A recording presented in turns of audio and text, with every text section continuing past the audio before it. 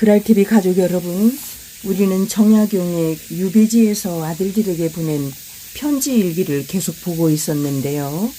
오늘은 정약용에 대한 그 전반적인 소개를 지금 생략하고 우리가 직접 들어갔거든요. 그래서 정약용에 대한 이야기를 자세히 한번 나눠보고자 합니다. 정약용과 그의 유배 이야기 읽겠습니다.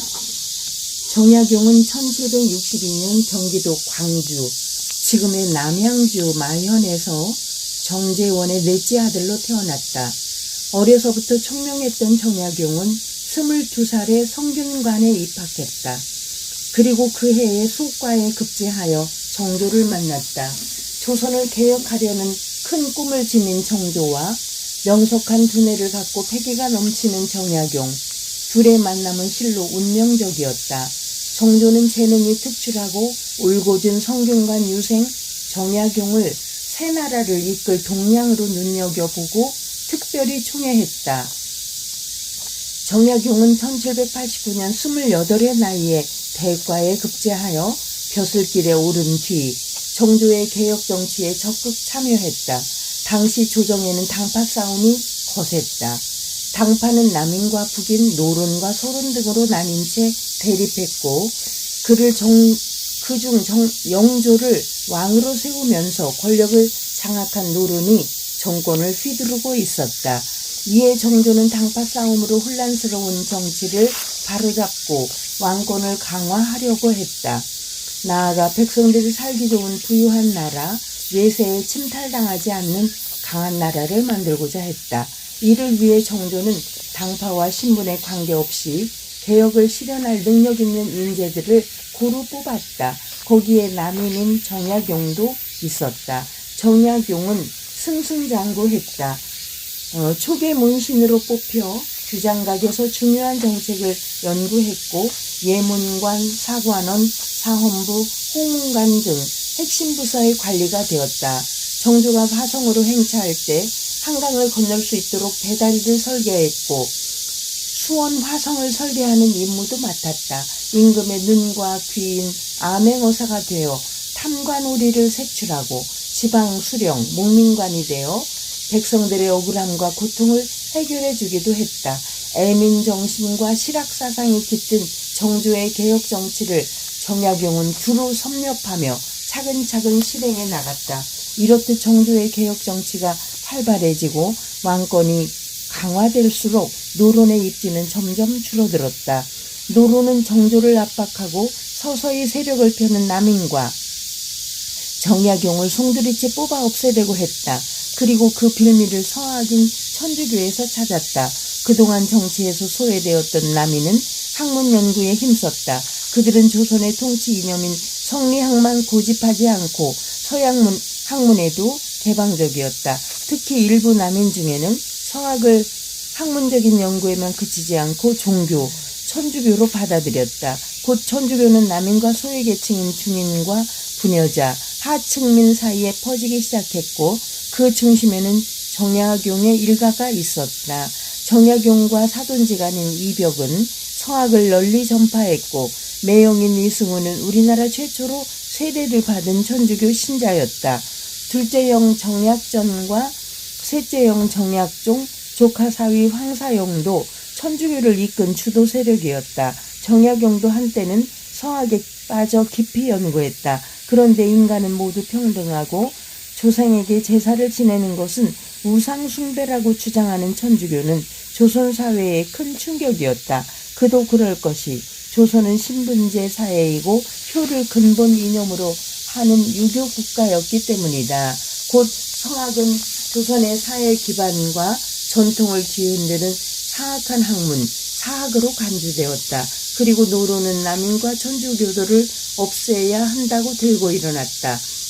더욱이 1791년 진산의 남인 양반가에서 부모의 제사를 모시지 않고 신주를 태워버리는 사건이 일어나자 노론의 공격은 거세졌다. 이에 나라에서 천주교를 금지했다. 서학 연구에 관심을 기울였던 정약용도 이때 천주교에서 떠났다. 하지만 천주교를 믿는 사람들은 늘어났다. 1795년에는 중국인 신부 주문모가 우리나라에 몰래 들어와 선교 활동을 하다가 천주 교도들의 모임 장소가 들통나는 사건이 발생했다. 즉각 노론은 다시 공격했고 수많은 천주교 신자들이 잡혀 들어가 죽임을 당했다. 이수근을 비롯해 이가환, 정약용과 그의 형제들도 큰 위기를 겪었다. 다행히 정조가 정약용의 방패막이가 되었지만 천주교 문제는 정약용을 거꾸로 때리는 족쇄였다. 정약용은 벼슬살이를 하는 내내 중요한 직책에 앉히려는 정조와 그 자리에서 내려앉히려는 노론의 힘겨루기에 의해 승진과 좌천을 반복했다. 1800년 정조가 갑작스레 승하했다. 조선의 개혁 정치는 물거품이 되고 정약용의 목숨도 위태로워졌다. 어린 순조가 즉위했으나 노론 세력인 정순황후가 수렴청정을 실시했다. 그리고 1801년 2월 천주교를 대대적으로 탄압했다. 이것이 바로 신유박해이다.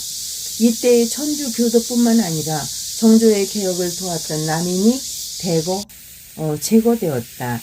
남인인 이가환, 권철신 형제, 이승훈, 정약정, 정약종, 정약용 등 수백 명이 체포되었다. 그리고 얼마 뒤 정약종과 이승훈 등이 참수되고 2월 27일 정약용은 경상도 장기로, 정약전은 전라도 신지도로 유배되었다. 안타깝게도 정약용의 불행은 계속되었다.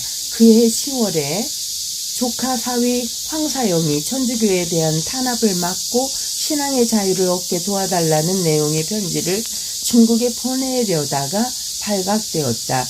이 황사영 백서 사건으로 정약용 형제는 다시 노론의 모함을 받아 서울로 끌려왔다. 그리고 모진 고문을 당한 뒤에 11월 5일 정약용은 전라도 강진, 정약전은 전라도 흑산도로 유배되었다. 그 후 정약용은 유배지 강진에서 18년 동안 귀양을 살았다. 그리고 유배에서 풀려 고향에 돌아와 학문에 힘쓰다가 1836년 75의 나이로 세상을 떠났다. 이렇게 파란만장한 정약용의 유배 생활과 여러 가지 이야기들이 지금 우리가 지금 보고 있는 건데요. 그러나 정약용은 500여 권의 그 저서를 남길 정도로 유배지에서도 끊임없이 학문에 힘썼던 아주 훌륭한 선비였다. 이렇게 우리가 기억하면 되겠습니다. 그래서 이 정약용의 유배지에서 아들들에게 보내는 편지 일기를 우리가 앞으로도 계속 몇 편을 더 볼 거예요. 여러분 참 훌륭한 사람은 이렇게 향기를 남기고 갔어요. 그랄테리 윤석이었습니다. 감사합니다.